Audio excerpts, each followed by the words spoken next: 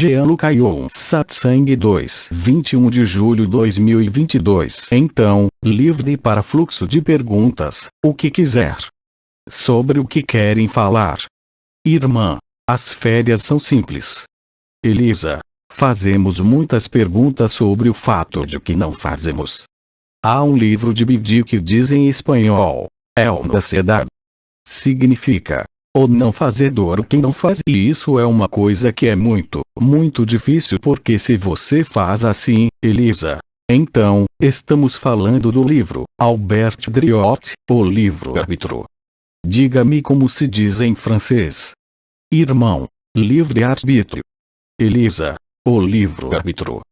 Porque quando você fala, você se expressa a partir do estado natural. De fato, as coisas são feitas.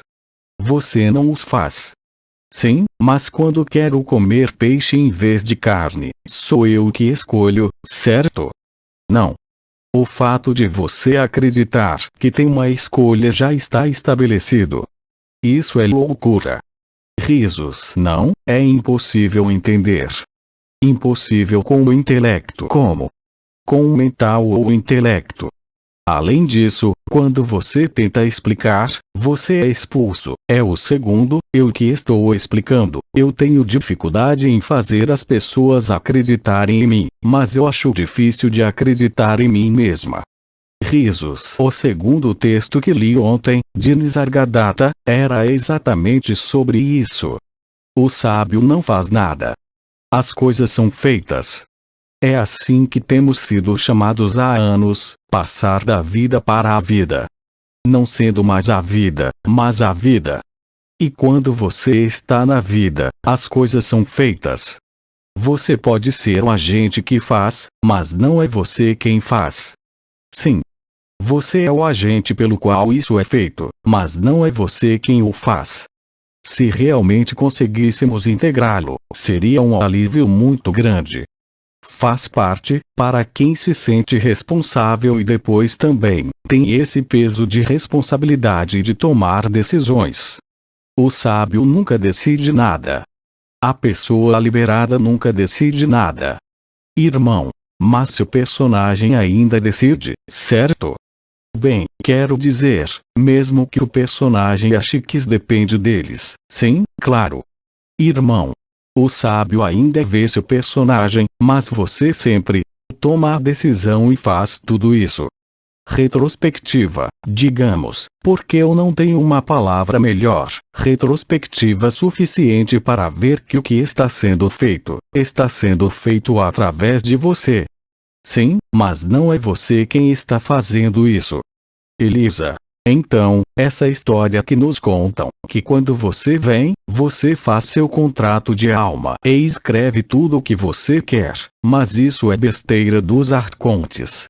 Ressalto a vocês que, por fim, em 2012, no final de 2012, recebi algo que nunca publiquei, que se chamava o Evangelho de Satanás, que autenticava o contrato assinado entre as forças da Confederação Intergaláctica dos Mundos Livres e os Arcontes, Eyal-de-Boat. Houve um contrato entre luz e sombra. E o que eles escreveram? Eles escreveram besteira. Risos. Mas em todo caso, havia de cada lado a impossibilidade de violar o que se chama o livre-arbítrio. Na verdade, todo o golpe é obter consentimento sem dizer o que é. Este é o caso da picada, este é o caso de muitas coisas. Você é levado a consentir mentindo para si mesmo. Irmão, sim, sem dar detalhes. Elisa, então quem foi picado não teve escolha. Faz parte do roteiro deles. Eles tinham que ir assim. Eles tiveram que sofrer assim para serem livres. Ou seja, do ponto de vista do absoluto, não pode haver bem nem mal. Claro que vemos o bem e o mal. Se eu me bater, isso me machuca. Mas mudando de perspectiva, estando realmente no estado natural, tudo que acontece está escrito. E mais, tudo que acontece simplesmente passa. E tudo o que acontece não é verdade. A partir daí, você segue a vida, segue o que se chamava de fluidez, o fluxo como dizemos hoje em psicologia, ou seja, as linhas de menor resistência. Você sabe muito bem na vida, ou as coisas são fáceis, em qualquer nível, ou parecem fáceis para você, ou parecem complicadas para você. E quando é muito complicado, bem, isso significa que não é fácil, então não é real, não é verdade. E o sábio, entre aspas, aquele que superou o condicionamento da pessoa, da alma e do espírito, está totalmente livre disso. Mas, quando dizemos que ele é livre, ele é obrigado a seguir o que está escrito. Portanto, não há mais conflito. Essa é a grande diferença. Não pode haver conflito. Se você concorda ou discorda, não muda nada, de qualquer maneira. E mais uma vez, repito, é uma grande liberdade. Ou seja, não há necessidade de justificação, não há necessidade de combate, não há necessidade de discriminação. As coisas acontecem como são. É assim que eles devem ser. Então o livre-arbítrio é uma farsa. Bem, isso quer dizer que você é sábio quando deixa de lado o que sua mente diz, o que seu ego diz, o que seu desejo diz. É por isso que o sábio não pode ter desejo. Isso não significa que ele não come. Isso não significa que ele não faça amor. Isso não significa que ele não vá ao cinema. Significa que o que ele faz, acontece por ele mesmo. E isso é realmente uma grande diferença. Porque em um caso, o da pessoa que está sempre em luta, contra os acontecimentos, contra a sociedade, contra si mesma, contra o marido, contra a esposa, contra isso, contra aquilo. E no outro caso, não pode haver luta. É impossível. E mesmo que surja um conflito ou uma luta, essa luta sendo vista como parte do falso e parte do que está escrito, não acarreta nenhuma consequência. Essa é uma diferença essencial. Não pode mais haver tensão, digamos, conflito entre a alma e a personalidade, entre a personalidade e o espírito. Tudo é perfeito. E quando dizemos que tudo é perfeito, até a imperfeição é perfeita, até o sofrimento é perfeito. Novamente, não é uma invenção da imaginação, não é um conceito. É realmente assim que acontece. Mais uma vez, enquanto você se fizer esse tipo de pergunta, não chegará a lugar nenhum. Responder à pergunta não vai mudar nada. É verdadeiramente ser livre, para mim, é uma libertação. É uma libertação, bem, não há mais busca, não há mais buscador. Não há mais ambivalência, não há mais conflito. Não impede, novamente, de ficar com raiva ou expressar os sentimentos, uma vez ou outra. Mas, tudo que é expresso, pertence à ilusão. Assim que você fala, é uma ilusão. Assim que você interage com outro, é uma ilusão. O outro é você.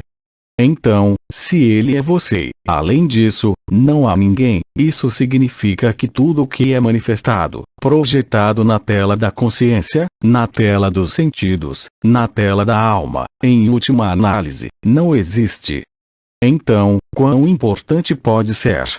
Então tudo é relativizado, tanto a morte quanto o sofrimento. Ora, quando você sofre, ora você sente, você tem dor, mas você não é afetado. É difícil expressar o que é afetado. É o corpo. Você pode ter um efeito de humor, ficar incomodado com sua tosse, incomodado com sua febre, incomodado com isso. Mas, no entanto, há um centro imutável que está sempre lá. Não é algo que você pode esquecer. Não é algo que você pode deixar de lado. É algo que está na frente e no centro, o que quer que você faça, o que você diga, o que você fizer. Então o seu mental o levaria a não fazer nada.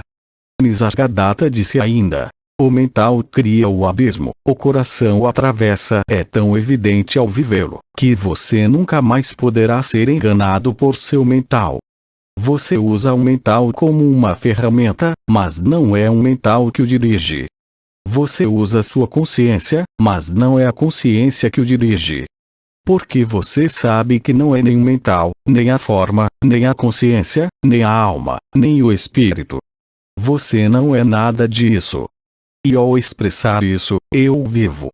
Não consigo expressar em palavras, mas é um fato. É um fato. E é algo que está sempre aí, não importa o que você diga. Mesmo que você não queira mais vê-lo, ele ainda está aí. Então, necessariamente estar sempre lá, aconteça o que acontecer, agradável ou desagradável, não vai mudar nada nessa presença. Irmã. Mas é como você coloca, é como se você se colocasse no piloto automático, né? Sim. Você está aí, quieta, tudo se faz sem você. E tudo mais, ou através de você, se quiser. Mas, em nenhum momento, seja qual for a ação tomada, você se considera envolvido ou um ator. Você é simplesmente a ferramenta, mas você, que permanece um ponto de observação, digamos, um ponto focal, que não está ligado nem à mente, nem à consciência, nem ao corpo. É um estado permanente. Uma vez vivido o estado natural, ele não pode sair. Não é uma experiência, relembro, que o estado natural é um estado de fato.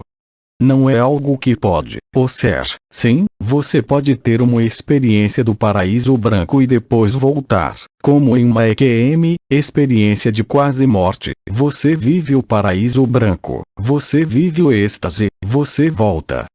Mas não é o mesmo quando você vive o absoluto. Elisa. Então você se pega fazendo coisas. Sim. Sim. E isso muda tudo em termos das consequências, das implicações. Ou seja, Osho falou de preguiça e depois Bidir falou de indiferença divina. É isso. Para quem está no estado natural, nada do que acontece na cena do mundo pode ser chocante. Até a pergunta que tivemos ontem, em relação ao sofrimento do mundo. Além disso, Bidin, mesmo em seus vários livros que saíram, ele explicou muito bem. Sim, há sofrimento. Sim, você pode ver a dor. Sim, podemos simpatizar com o sofrimento.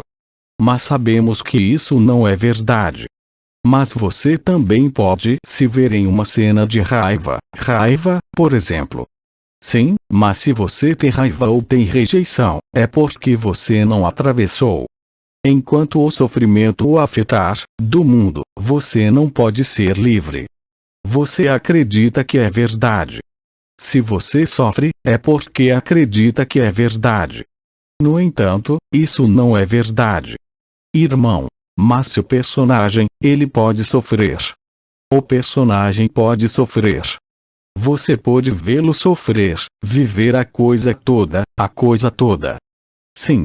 Desde que o seu olhar, o seu, passou, de modo a aceitar que é o personagem que está sofrendo, que é ele que está em processo de ser o que chamou Bidi durante anos, o ponto de vista do observador, da testemunha, é exatamente isso. Lá por exemplo eu falo, mas basicamente há algo que está em silêncio, podemos dizer que está lá, no meio do peito, se você quiser, mas está em todo lugar de fato, que observa isso acontecer e pronto isto. Ou seja, não há mais nenhuma implicação. Não havendo mais envolvimento, não pode haver sofrimento. É por isso que se chama indiferença divina. Então, é claro, do ponto de vista de quem está na pessoa, é uma aberração total. Então é incomunicável. Mas você não pode escapar disso. No estado real ou estado natural, ou para Brahman, enfim, você o chama de muitas maneiras, é algo que está lá que você não pode negar. Mas é claro que, para quem está totalmente em seu caráter ou totalmente em desenvolvimento pessoal ou espiritual, estamos frenéticos. Do ponto de vista deles, eles estão certos. Eles estão totalmente certos. Mas nada, absolutamente nada, pode fazer você se desviar ou mudar, quando você vive o estado natural. É quando é vivido, é um fenômeno permanente que não pode, em nenhum caso, desaparecer o que você diz, o que você faz. Isso remonta, bem, ao que estávamos dizendo sobre o grande silêncio. A ressonância ágape, como costumávamos chamá-la, já nem sei mais, são fenômenos que aparecem, mas, mesmo nesses momentos, o grande silêncio está lá. Claro que quando você vê algum sofrimento, bem, estávamos falando sobre os túneis, as crianças e tudo mais, você pode sentir uma emoção. Você não está privado de emoção por tudo isso. Simplesmente, as emoções são imediatamente transmutadas pelo estado natural, pelo observador, pela testemunha, pelo absoluto. Bem, obviamente, isso muda toda a sua vida, já que você não oferece mais resistência à vida, você não oferece mais resistência ao que é, porque você sabe, fundamentalmente, que o que é, não pode ser outro. E tudo acontece aqui e agora. Não há mais desejo de fugir para as visões, para as projeções, para as dimensões. Existe a corrente da vida, o tempo, e de fato você está sujeito a ela, é claro, como personagem, e você a conhece porque a vive, que é uma ilusão total, que não há mais espaço do que o tempo dimensões. E esse discurso é unânime, que seja Jean Klein mais uma vez, que seja Bidin, que seja muitos outros autores que falaram e que falam hoje. Esta é também toda a diferença entre os falsificadores, aqueles que bombeiam o trabalho de alguns, que tentam revendi-lo à sua maneira, mas que nada entenderam e nada viveram. E mostra desde a primeira frase. Estávamos falando sobre um personagem mais cedo, que falou comigo, em Quebec, mas é tão óbvio. Então, é claro, as palavras são muito bonitas. As palavras são feitas para cativar, para atrair. Não estou tentando atrair ou seduzir. Procuro estar em conformidade com o que sou. As pessoas não concordam, bem, elas não me ouvem, isso é tudo. Mas não há desejo de sedução nem nada. Irmão, precisamente, neste caso, o que faz o personagem não tentar se apropriar disso? A personalidade, por exemplo, a personalidade de quem vive o real. Sim. O que faz com que essa personalidade não se aproprie, que justamente para vendi-la, coloque-se, enfim, todas essas coisas de fato, que enfim acontecem, porque muito simplesmente, não se pode trapacear com o real. Você pode mentir para alguém por algo, mas não pode trapacear. Quer dizer que a personalidade enfim, é, entre aspas, submetida ao real, o que 90% da humanidade, e ainda hoje, é persuadida a ser essa personalidade. A partir daí, mas a vantagem de quem vive o estado natural é que não pode ser afetado por tudo isso. Ele vê o jogo um do outro. Eles respeitam, como eu disse, deixe os sonhadores sonharem. Agora, quem é enganado por esses discursos, por qualquer coisa, é que também tem que passar por isso. Você vê? Não há erros. Não é uma questão de oposição. Trata-se de clareza, precisão e lucidez. Agora, isso não impede você de estragar a vida do personagem por qualquer motivo, como todo mundo. Mas esta diferença essencial é que esta paz, você a sente. Este amor inexprimível está sempre lá, mesmo quando você está com raiva, mesmo quando você diz que está farto, porque você tem o direito de estar farto como todo mundo, por qualquer motivo.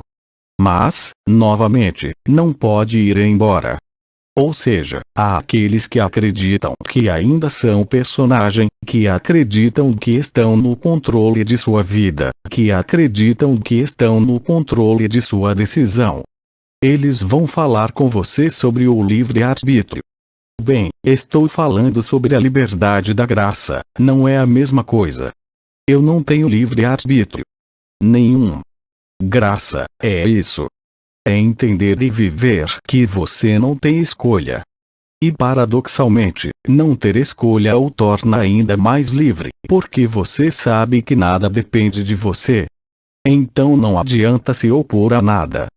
Então a vida flui, como disse Bidin, quando vejo que sou amor, sou tudo, vejo que sou nada, sou sabedoria, e entre os dois, minha vida flui.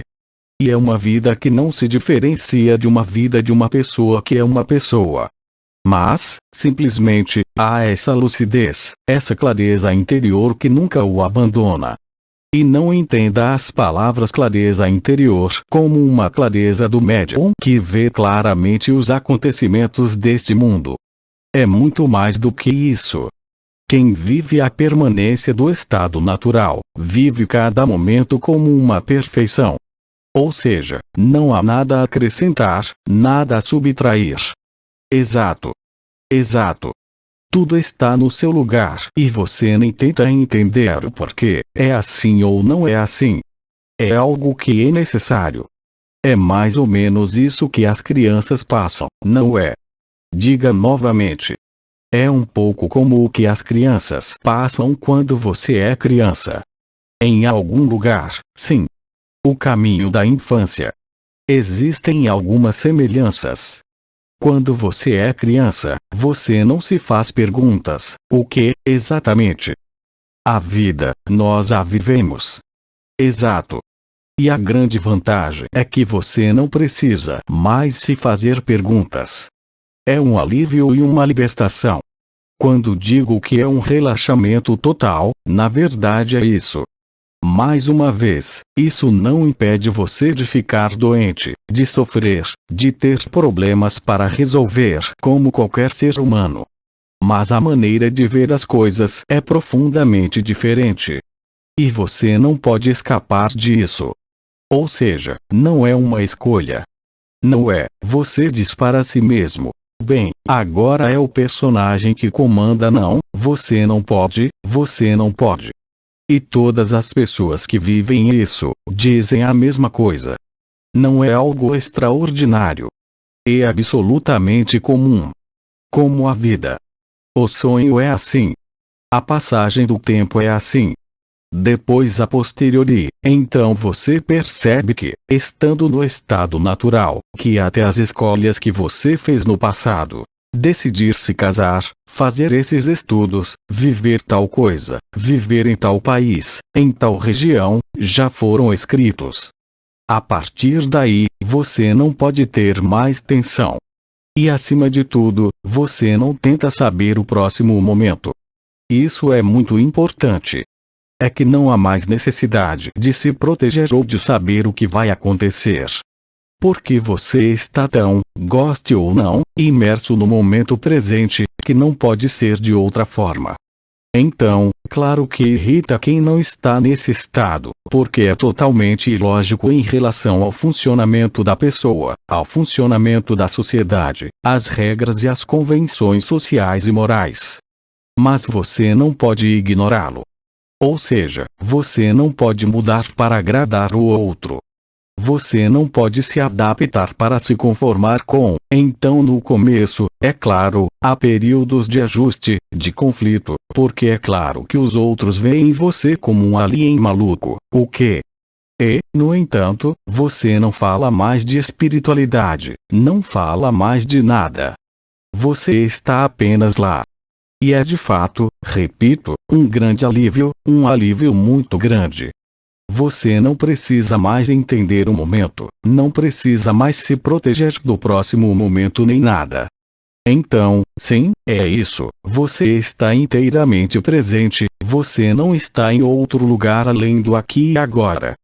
Durante anos, o arcanjo Anael repetiu, e mesmo a primeira vez que veio me ver em 2009, em 2008 desculpe, antes de iniciar as bodas celestiais, todas as noites, ele me repetia Iket Nunc, aqui e agora, em latim. Iket Nunc, e eu não entendia. Dizia aqui e agora. Eu disse, sim, tudo bem, eu ouvi. Vejo que a minha resposta na altura corresponde a alguém que não entendeu o que estava a dizer. E quando você percebe isso, tudo bem, mas você entende o que isso significa. É como o Bidim, disse Elisa. Tem gente que vai ler o Bidim, que vai reproduzir o Bidim para você, mas nas palavras que eles usam, é óbvio que não vivenciaram nada, adotaram conceitos. Mas, novamente, não importa. Porque, tendo lido, ouvido, no momento de sua transição, isso se chama morte que não existe, eles vão acordar, sem falar no paraíso branco, no flash galáctico e tudo o que está planejado. Então, se você quiser, existe uma liberdade, essa liberdade é total porque você não está mais sujeito ao que está acontecendo. Acontece, é assim, ou doença, sofrimento, morte, problemas, mas de qualquer forma, você não pode mudar nada. E que quanto mais você deixa ir, quanto mais você abre mão de qualquer pretensão de querer dirigir, controlar, dominar a situação em algum lugar, mais você percebe que as coisas estão indo bem. Porque a inteligência da luz, a inteligência da realidade, como disse Bernard de Montreal, será totalmente eficaz. E é um alívio, porque naquele momento, você realmente não tem mais esforço para fornecer. Você não tem mais justificativa para fornecer. Você não tem mais explicação para encontrar. Está voltando à extrema simplicidade. Sim. Tudo se resolve no silêncio. Esse famoso silêncio do qual eu falava, que também é a presença silenciosa por dentro, tanto presença quanto ausência além disso, mas que está sempre lá em segundo plano. Você não pode esquecê-lo, você não pode dizer que não é verdade quando você vive isso.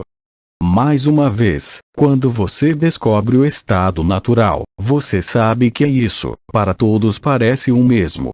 Você sabe que isso é verdade. Que isso não pode estar sujeito à interpretação, não pode estar sujeito à projeção, à discriminação. É isso. E esse fenômeno é constante entre os irmãos e irmãs que o vivenciam, quando estão no estado real. Todos dizemos a mesma coisa. Então, depois de cada um tem sua terminologia, sua fraseologia, claro. Mas é a mesma coisa. Basicamente é a mesma coisa.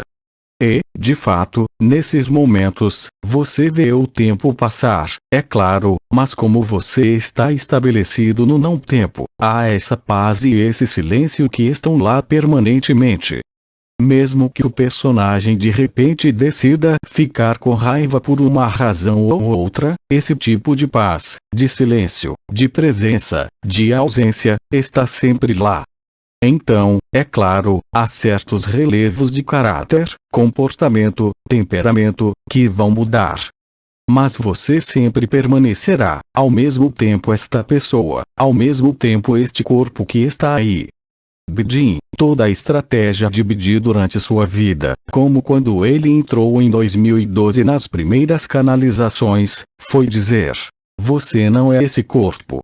O problema é a mente ocidental distorcida. Há muitas pessoas que tiveram a síndrome psiquiátrica, nos anos 80 seguintes, que entraram no que é chamado de desrealização, despersonalização, onde eles foram incapazes de dizer este corpo vai tomar um café. Eram síndromes psiquiátricas, de desrealizações e despersonalizações, porque houve um mal-entendido, e as pessoas tentaram apreender o conceito e conceituar a coisa. Eles não experimentaram isso. Quando você viu, nunca me ocorreu dizer: este corpo vai tomar um café. Não, eu vou tomar um café e esse corpo me ajuda a ir tomar café. Não sei, me parece, é toda a diferença entre uma síndrome psiquiátrica e o real. Ah, isso foi nos anos 80, na época de Jean Klein, na época dos primeiros trabalhos de Nisargadatta. Desde então, as coisas mudaram muito. Já faz 40 anos. E há pessoas, irmãos, irmãs que estão no estado natural, sem nem saber que estão no estado natural. Mas você vê imediatamente. Eles não precisam de álibi, a espiritualidade, anjo, arcanjo, conversa de energia ou qualquer coisa. Ele vem através das palavras que são escritas ou faladas.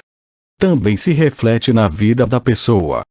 Nos locais coração do coração, você vê se uma pessoa está interpretando um personagem, seja ele qual for, ou se está em seu estado natural, na espontaneidade, se preferir. Conhecemos pessoas que não têm absolutamente nenhuma ideia do fim dos tempos ou de qualquer espiritualidade, mas estão nesse estado de alinhamento. Porque eles não trapaceiam, eles são incapazes de trapacear. Eles são eles mesmos. Eles são realmente eles mesmos. Eles estão mais próximos do estado natural. E ainda assim eles nem sabem o que é o estado natural, o estado da pessoa, a personalidade, a alma, o ego. Não se esqueça que qualquer abordagem espiritual, e eu disse isso há muito tempo, apenas reflete o medo da morte, o medo do desconhecido. Você sempre entra em um processo de desenvolvimento pessoal, espiritual, porque existe fundamentalmente em você, mesmo inconsciente, o medo da morte, o medo do desaparecimento, o medo do desconhecido. E a espiritualidade lhe trará respostas, mas essas respostas nunca, nunca, nunca, nunca, nunca o libertarão. A espiritualidade pode até fazer você experimentar fenômenos místicos bastante autênticos mesmo entre os siddhis, os chamados siddhis, os poderes mais elevados da alma, bilocação entre outros, levitação.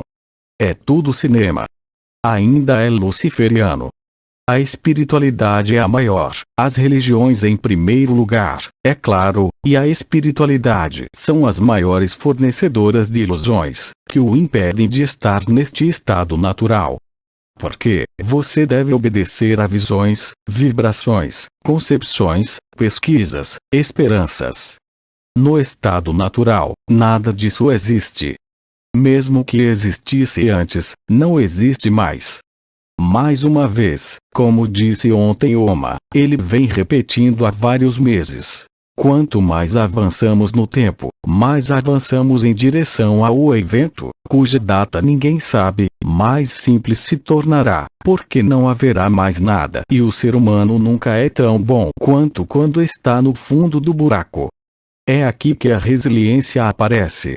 É aí que se chama recuar, quando o ser humano é obrigado a se superar, além de seu ambiente natural de vida, você é obrigado a encontrar soluções, sejam elas quais forem, além disso, se aquecer, se alimentar. Nesse momento, o ser humano se abre. O ser humano não pode se abrir em felicidade, alegria e equilíbrio. O ser humano só pode descobrir o real no desequilíbrio, no traumatismo, porque é uma explosão, uma fragmentação total de tudo o que adquiriu. Tudo que pensávamos ter adquirido, na verdade, não é nada. Silêncio. De fato, quando você está no estado natural, você toma as coisas como elas são porque elas não podem ser de outra forma. É por isso que também chamo isso de renúncia. Na época, falamos de sacrifício, abandono à luz, fluidez da unidade, inteligência da luz, inteligência do real. Mais uma vez, porque tentamos colocar palavras que tentam aproximar o que é vivenciado. Mas nenhuma palavra pode realmente explicar isso, já que a única coisa que realmente explica isso é o silêncio. Não é mais nem a exuberância de ágape. A ágape ainda está lá, mas ela está em silêncio. Elisa. E se voltarmos ao jogo, um pouco? Oma havia dito que haveria uma terceira guerra mundial, já começou. Sim, mas ainda não temos nenhum bombardeio. É sempre assim que começa. Já começou, claro. Não é porque não pegamos uma bomba na Europa que ela não começou. A guerra está em outro nível hoje. Irmã, você parece decepcionada, Elisa. Elisa, dissemos que Putin risos. O que dissemos? Foi dito que Putin é um chapéu branco. É mais do que o chapéu branco. Putin é aquele que é citado nas profecias de Fátima. Ele é o salvador da humanidade, entre aspas. Espere, me explique isso. Elisa ri na terceira profecia de Fátima. Bem, lá, Fátima. Então, cuidado, para mim, Fátima, não era a virgem, mas na profecia de Fátima quem? Ela é real, Elisa. Aquela famosa profecia que não saiu. Mas não foi a virgem que apareceu, é uma farsa. Não. Bem, eu sei disso. Mas quero dizer, mas a profecia de Fátima anunciou a Terceira Guerra Mundial, irmã. Sim, sim. E que seríamos salvos do satanismo, do satanismo, pela Rússia. Irmã. Sim. Elisa. Isso não está errado. Sim. Sim. E Marie-Julie Jaene, citei Marie-Julie Jaene, citei-a ontem, a profecia de Lafraudais, como as profecias de Quitérias e Enes em outros lugares, na Bretanha. Tive sorte em minha juventude por ter estudado todas as profecias. E é agora que percebo isso de fato, porque na época em que dissemos, quando você olha os mapas da invasão da França, uma invasão russa e chinesa e árabe, eles diziam, ainda tem 10 anos, mas como pôde existir? Mas agora entendemos melhor. Existem duas forças, Gog e Magog. As forças do mal, somos nós, é o Ocidente, sim, eu sei disso. Na totalidade. As forças do bem, no palco do teatro, é a Rússia. Sim, eu também senti isso. Assim é a Rússia e está escrito na profecia de Fátima e também em Lafraudais, são os russos, portadores de valores cristãos ortodoxos autênticos, que põem fim à elite pedo-satanista ocidental. Mas, vai ser visto assim no jogo. Vai mais do que mostrar. Quando você receber um Satã segundo na cabeça, você vai entender o que vai acontecer. Ir ver o que? Satã 2, o míssil que destrói um país inteiro. 80 sobreviventes em toda Paris. Não é uma piada, é a realidade. É isso, antes do final do ano. É isso que a Rússia vai jogar na Europa. Oh sim. Nós somos europeus. Sim. Nós vamos ter isso em nossas cabeças.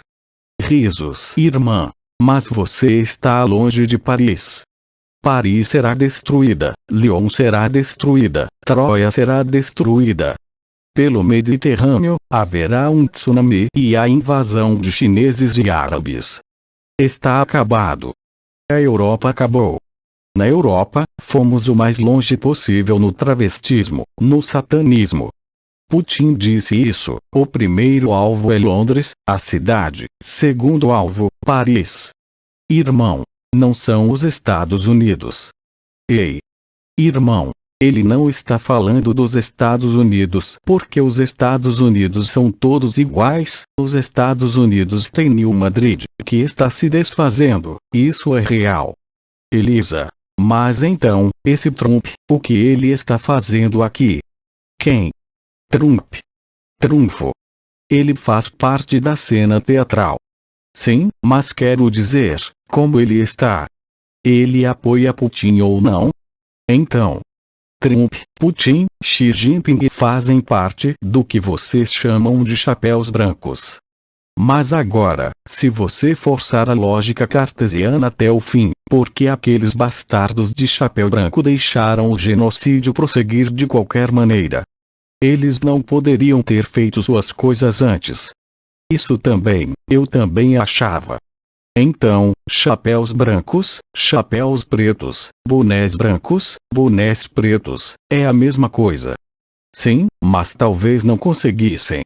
Leva tempo e os outros ainda ficam presos na parte do jogo. Olha, com as armas que existem agora, mesmo do outro lado, teria sido muito fácil acabar com tudo isso. Um pulso eletromagnético, não a internet. Está acabado. Mas tem gente que é contra Putin, absolutamente, e ninguém entende o que ele está fazendo. É Satanás na Terra. Mesmo quando pronunciamos, simplesmente prova que o que foi escrito se cumprirá como foi escrito.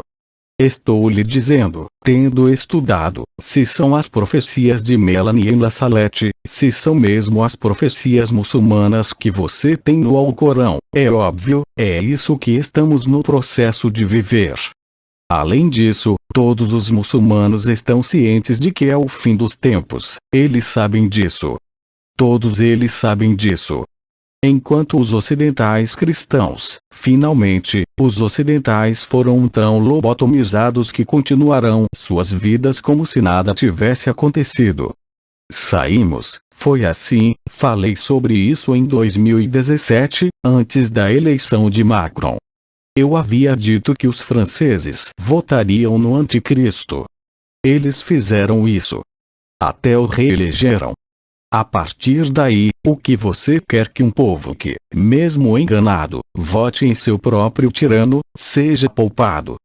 Mas são eleições fraudadas. Sim, mas que seja. Ninguém se opôs a isso.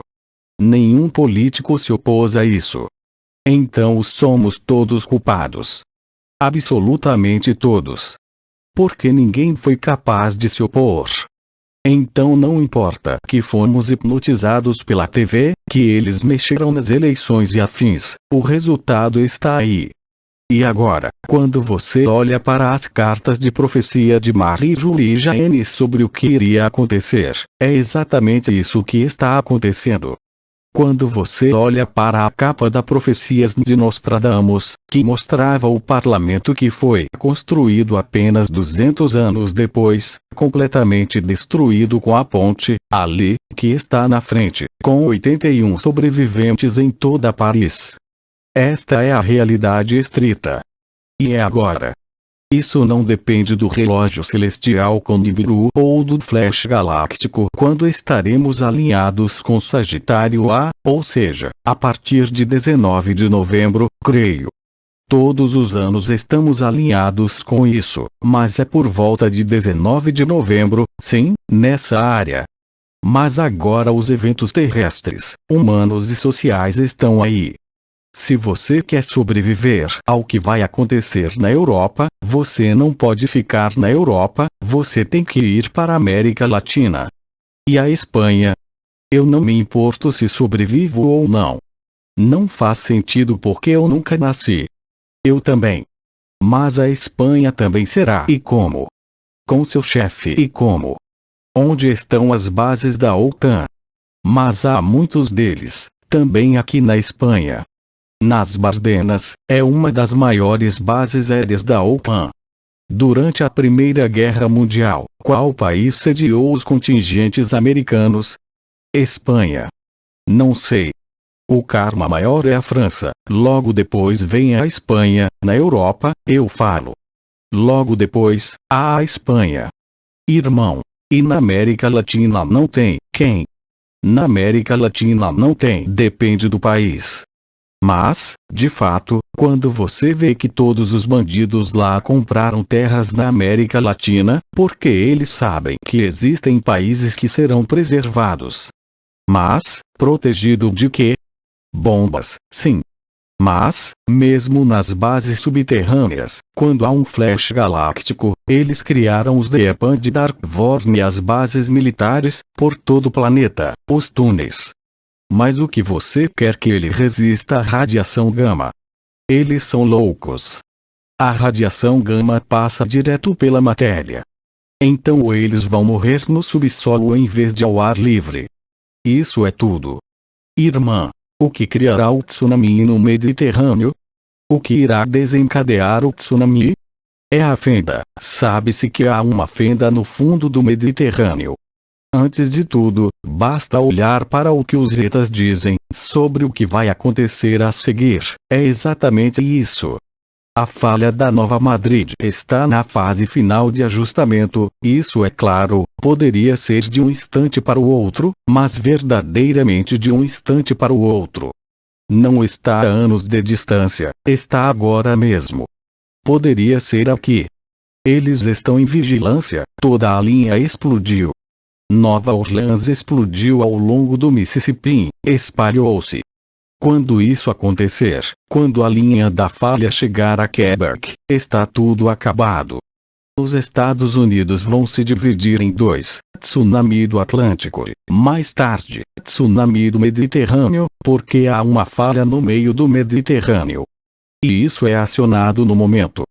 Está ligado a mudanças na magnetosfera, na ionosfera, nas compressões. Quando você olha para os diagramas do que chamamos de magnetosfera, você vê claramente que há o Sol com seu vento solar e que há impulsos por trás, por algo que é muito maior que o Sol. Isso está em andamento. Os russos disseram de qualquer maneira, eles têm armas supersônicas que estão 30 anos à frente de outros países e usarão seu arsenal nuclear. É óbvio. Eles decidiram acabar com o satanismo infantil. Para eles, é o oposto dos valores cristãos. Então, no palco do teatro, eles estão certos. Elisa. Então, eles sabem a coisa toda do Nibiru. Por exemplo, Putin sabe que Nibiru existe. Mas é claro, Putin, ele sabe que está investido nessa missão. É óbvio. Irmã. Ah, que bom. Elisa. E ele sabe que existe Nibiru? Ele também sabe que existe Nibiru. A grande diferença em relação ao Ocidente é que ele construiu bases subterrâneas para se proteger do impacto. E assim, será inútil quando houver o flash galáctico. Mas pelo menos eles agiram para o povo. Na Europa, o que chamamos de Europa, é uma construção nazista. Sempre falamos sobre a extrema-direita como os nazistas, veja na França com Marine e Le Pen. Quem é o verdadeiro fascista? É Macron. Irmã. Sim. As pessoas não veem. Alguns estão completamente adormecidos. O cara é um satanista infantil, é casado com uma travesti de 70 anos. Elisa. Sim, eu sei disso. Ele matou 2 pessoas, durante seus estudos, em crimes rituais na Alemanha. Tudo isso vai sair. Você não vai ser censurado. Bem, eu não me importo. Já falei isso em 2017, enfim, não muda nada.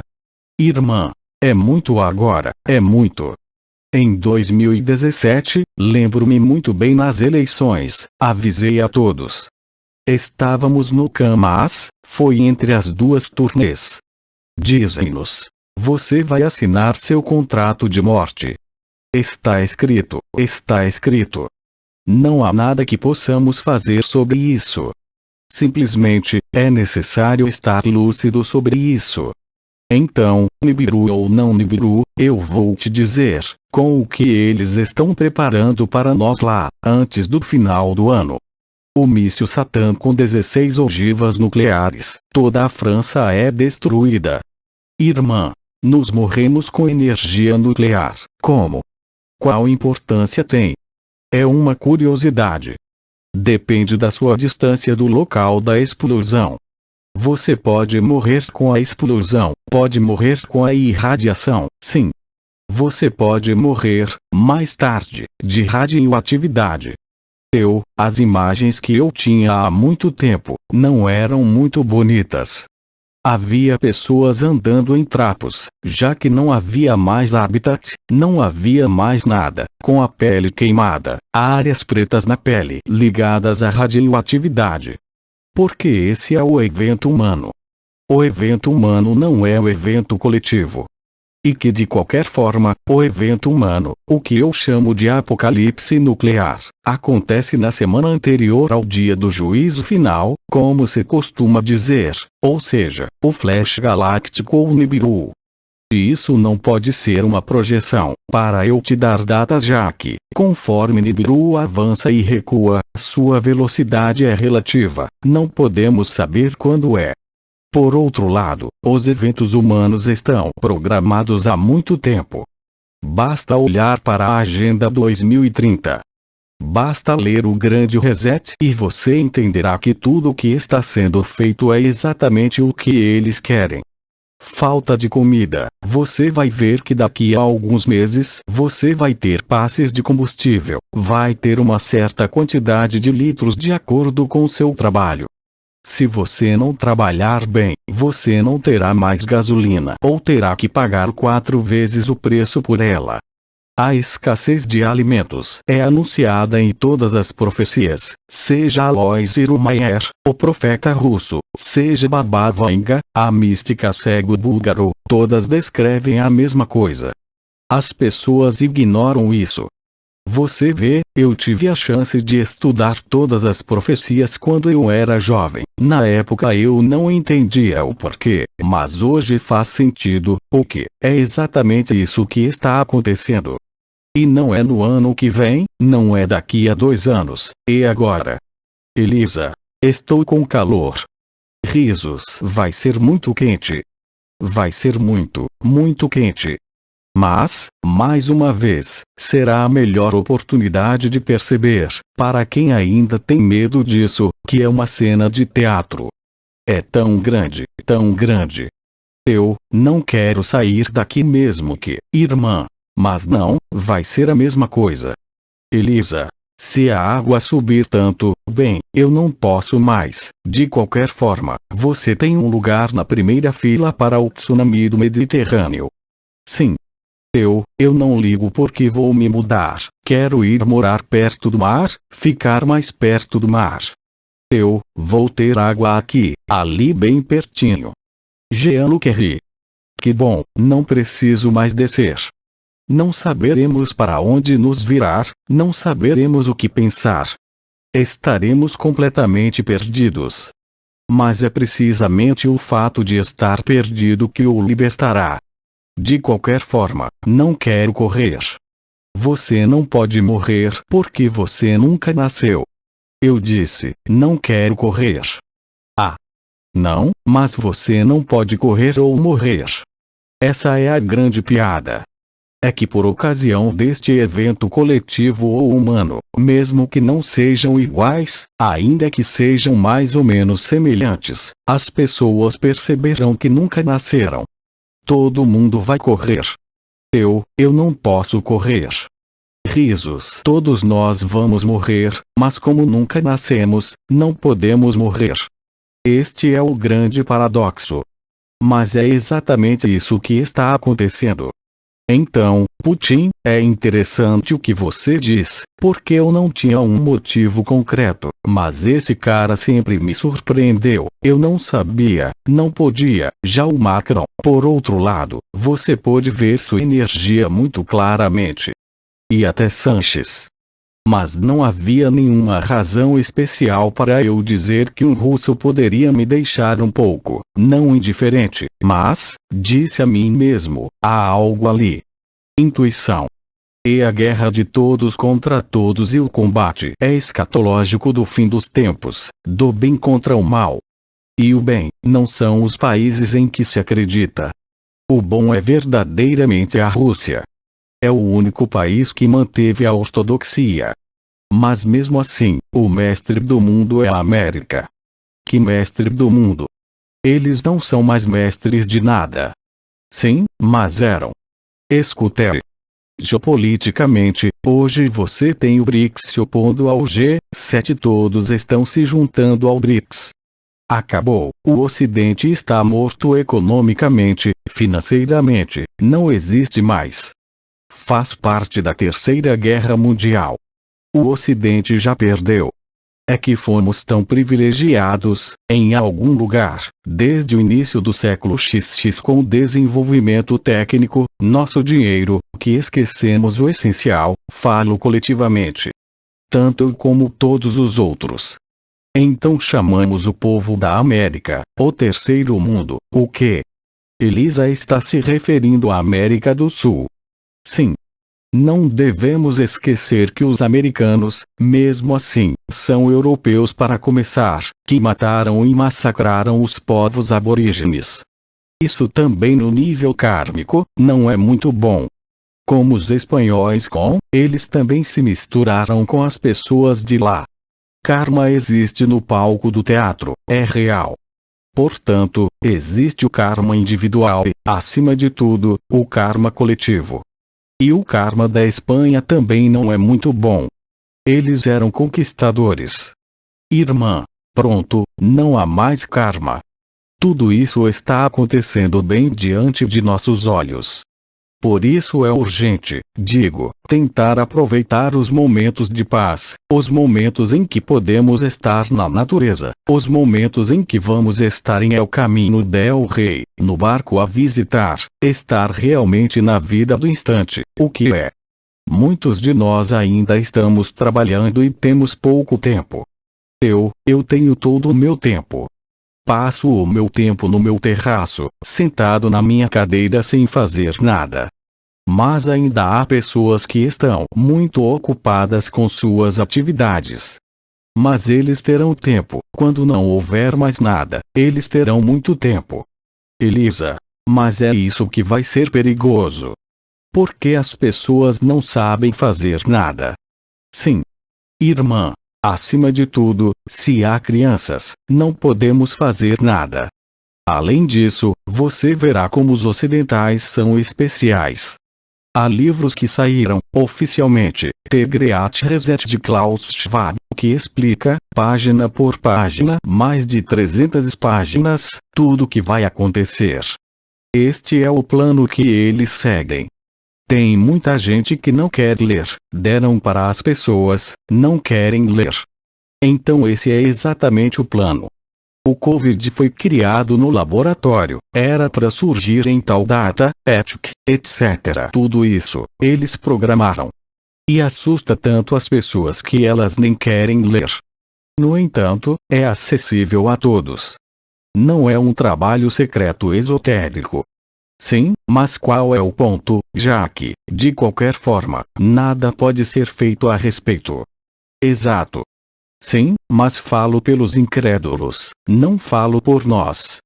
Mas ainda tem muita gente, eu vejo até na minha família, que mesmo assim vive as coisas, sente as coisas, eles estão convencidos de que é terrível, tanto que é inútil comunicar ou trocar, as pessoas têm tanto medo que se recusam a ver a realidade. Elisa, houve explosões ao redor do Vaticano. Sim. Os túneis subterrâneos do Vaticano explodiram. Você já esteve no Vaticano? Irmã, não. Oh merda, eu fui lá. Em algum momento, entrei na cripta abaixo. Ó céus! Elisa, as egrégoras, mas é monstruoso, monstruoso. Eu experimentei a mesma coisa em uma câmara funerária no Egito, lá no Vale dos Reis. Vou para uma cova, silenciosamente, fedendo, entidades te atacando de todos os lados. Eu saí correndo, fiquei doente por 3 dias. E você tem mesmo sob o Vaticano. Esta é a religião católica, isto é o que é o Ocidente. Satanismo infantil excessivo, o desaparecimento do sexo, travestismo. Além disso, você também tem Begona, esposa de Pedro Sánchez, irmã. Sim, o que há de errado com ela? Ela não é uma mulher. Elisa. Bem, isso é incrível. Você acha que é cabeça de mulher, você, Begona? Não. Begono, nós o chamamos. Irmã. Quem é? Elisa. Ele é o chefe de Estado. É alta moda. Começou com Barack Obama, com Michelle Obama que é um cara. Irmã. Michelle Obama, ele é um cara. Mas todos os chefes de Estado. Você só chega, como chefe de Estado ou em qualquer posição de poder, se for um império satanista. Sem isso, você nunca será conhecido, nem na TV nem em outro lugar. Hoje, esta é a regra. Enquanto você não sacrificar uma criança, enquanto você não a sodomizou e bebeu seu sangue, você não faz parte da elite. É contra isso que Putin está lutando. Então, você tem em todas as prefeituras, na Espanha como na França, na estrada, bem-vindo aos ucranianos. Então nós, no norte da Catalunha, temos 2 cidades, Lança e Empúria Brava, onde chegaram os ucranianos. Mas chegaram em carros de 200 mil euros. E nas praias, todas as mulheres têm a cruz nazista tatuada nas nádegas. Isso é o que aceitamos. E as pessoas acreditam que estão trabalhando para essas pessoas pobres. É uma deturpação total, bom, mas é inimaginável, inimaginável. A mentira é permanente. E nós confiamos nessa mentira. Quando eu ainda vejo hoje que as pessoas não veem, quando você vê que Brigitte Macron é uma travesti, eu fico alucinando. Enquanto ela usa um tamanho 43, risos de Jean-Luc, por 1,60 m. E eu estava pensando, para o primeiro-ministro, qual é o nome dela? Borne. Quem? Elizabeth Borne. Eu queria saber se não era um cara, o quê? Ah, ela é especial. Para fazê-la rir, não sei o que fazer. São máquinas, são máquinas. Eles são mestres da mentira. Você não pode estar em um governo se não for o mestre da mentira, se não souber mentir com confiança. E olhe o outro nos olhos, e continue a mentir, e aproveite sua mentira. Veja Dupont Moretti. Francamente. Ministério da Justiça. Risos, isso mesmo. Tudo é assim. A Olivier Véran, ministro da Saúde. Caso contrário, os chineses. Ela não gosta dos chineses. Eles têm o mesmo na Espanha. Irmão, uma pergunta aí. Anteriormente estávamos falando sobre os túneis no Vaticano. Sim. Qual explodiu? O que é isso? O que aconteceu? Eles explodiram todos os túneis do Vaticano. Quem explodiu isso? Bem, os chapéus brancos. A máfia dos czares que chamamos, a máfia czariana, que é como chamamos aqueles que reinam sobre as elites, que se chamam de elites, que são crianças satanistas e que são obrigados a realizar certos rituais para ganhar acesso a posições-chave. Ok? E do outro lado, você tem os mais bonitos, digamos, aqueles que chamamos de chapéus brancos. Mas eles estão apenas procurando por uma coisa, e isso é poder. E eles também querem poder. Num caso como no outro. Simplesmente, há alguns que são moles, eles vão te matar muito lentamente, mas sem te dizer, e outros que são muito duros. Há aqueles que adoram Moloch, o deus Moloch, e outros que adoram Lúcifer. É uma cena de teatro maravilhosa. E tudo isso para mostrar ao ser humano simplesmente uma coisa, que contanto que ele dê seu poder a uma autoridade externa, seja ela qual for, religioso, político, familiar, profissional, ele não pode ser livre. Mas aí, a gente sentiu com tudo o que aconteceu com o Covid. Todas as escolhas que foram feitas, todas as travas que deveriam existir para limitar as coisas, e nenhuma trava funcionou. Sim, sim, absolutamente. Em todos os níveis, o quê? Sim. Mas ei, faz parte do jogo, digamos. É um jogo mórbido, mas é um jogo, e todas as profecias se iluminam assim, sejam profecias antigas ou modernas. E aí, por outro lado, tanto no nível cósmico, ninguém sabe a data, quanto no nível da sociedade humana, as datas são perfeitamente conhecidas. Elisa. O que? Para a guerra? Guerra, pela escassez, pela fome, pelas fomes que chegam. A escassez de tudo. Irmã. Até o final do ano. É tudo no final do ano. Oh sim. Isso é antes do final deste ano, é claro. Começa no início do ano letivo. Tudo bem. Você verá. Não é uma previsão ou uma profecia. Não sou eu que estou dizendo, é o que eles mesmos escreveram. Eu te digo, procure no Google, Agenda 2030. Pegue o livro em PDF, eu tenho, creio eu, de Klaus Schwab, The Great Reset. Você vai ver, tudo está lá. Desaparecimento de 75% dos restaurantes. Porque na Espanha, por exemplo, eles liberam o trem para setembro. Todos os trens ficam livres em setembro. Bem, simplesmente, porque você não pode mais levar seu carro, não haverá mais gasolina. Exceto trabalhadores. E já começou. Eles o introduziram no Sri Lanka, o passe de combustível. A passagem do carbono, a passagem do combustível, a passagem da comida, a passagem disso, a passagem daquilo. Isso é o que está se desenrolando. Mas isso é na parte oeste, eles não vão colocar as mãos. Vai começar em setembro. África, América do Sul, tudo isso. Então, eles não vão criar escassez, não. O que lhes interessa são os países do bloco ocidental. Os países do G7. Você vê? Ou seja, Inglaterra, Europa Ocidental, Austrália, alguns países da América Latina e, claro, os Estados Unidos. Esse é o bloco nazista, esse é o clã do mal. Mas, de qualquer forma, os outros não vão ficar em melhor situação, porque, mesmo que não haja Terceira Guerra Mundial, a maior profecia antes do aparecimento de Nibiru que deu a Nael e que ainda é válida, é que a ilha de Java subitamente afundará na água. Irmã, Córcega também. Como? Córcega também. Córcega? Ouvi dizer que ela também será engolida. Não sei. Você tem que imaginar que, se houver um tsunami no Mediterrâneo, na Córcega, ele está muito bloqueado. Sicília, Sardenha, tudo isso.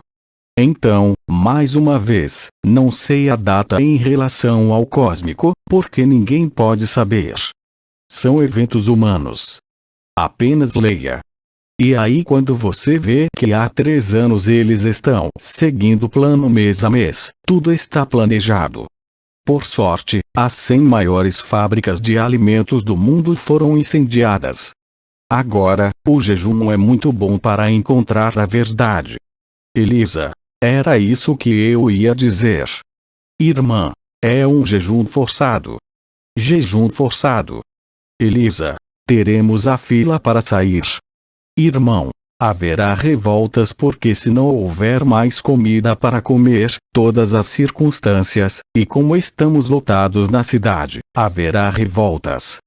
Todas as circunstâncias que poderiam ser consideradas dramáticas, guerra nuclear, escassez e tudo, na verdade, são oportunidades extraordinárias. Contanto que não tenhamos vivido, é assustador. Mas quando entrarmos, garanto que não será a mesma coisa. De qualquer forma, não teremos mais internet, então já estaremos livres de muitas ondas. E voltaremos, gostemos ou não, ao estado natural e lá não há nada, Rei JL, a não ser a natureza. Irmã, houve uma época em que se dizia que os galácticos amavam a Terra e que viriam para salvar, entre aspas, a Terra, os humanos. Eu não entendi. Os galácticos, eles não largariam a Terra porque amavam a Terra, mas aqui eles não vêm para nos ajudar, bem, ajudar, entre aspas, se é que posso dizer. Elisa, que os galácticos estão vindo para nos ajudar. Ajudar-nos. Irmãs, sim. Jean-Luc Henry, irmã, foi o que foi dito. Mas eles vêm aqui para viver a mesma coisa, para viver a dissolução do paraíso branco. Na Confederação Intergaláctica há alguns que sabem disso, outros não sabem. Assim com os Dracos, que trazem as geladeiras em seus charutos e vêm encher essas geladeiras com comida humana, eles não sabem que é o Flash Galáctico. E as forças arcturianas, as forças vegalianas e tudo mais, sabem muito bem o que vai acontecer. A reabsorção do mito da criação. Elisa, charutos são as naves dos Dracos então. Assim, os charutos volumosos são os arcontes, os charutos retos são os arcturianos. Os charutos inchados são arcontes. Eu tinha visto uma coisa, um filme, portanto, um drama, durante o Covid, alguém que tinha ido, à noite, porque não podia sair, já que era completamente proibido sair. Bem, esse saiu, como lá não tinha controle nem nada, e que tinha gravado com sua câmera como as pessoas saíam dos hospitais, que ainda estavam em movimento, que estavam meio vivas e as colocaram, não me lembro mais, isso é no Chile. Elisa, Não sei mais, mas a gente viu. Não sei mais se era um ônibus espacial. São os vegalianos que vêm buscar, principalmente as crianças, e levá-las para as profundezas do lago no Chile para a cura. Não, mas eram pessoas que ainda estavam vivas, mas pessoas idosas. E eles estavam colocando eles, não sei se era um ônibus, ou eu não sei, e eu senti como se eles estivessem levando eles para comê-los, o que, talvez fossem os dracos que répteis insectoides comem humanos. Sim. Eles os tiraram dos hospitais meio mortos para comê-los. Cristo disse estas palavras proféticas.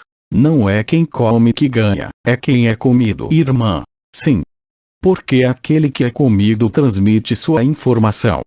Elisa. Achei que enchessem as geladeiras.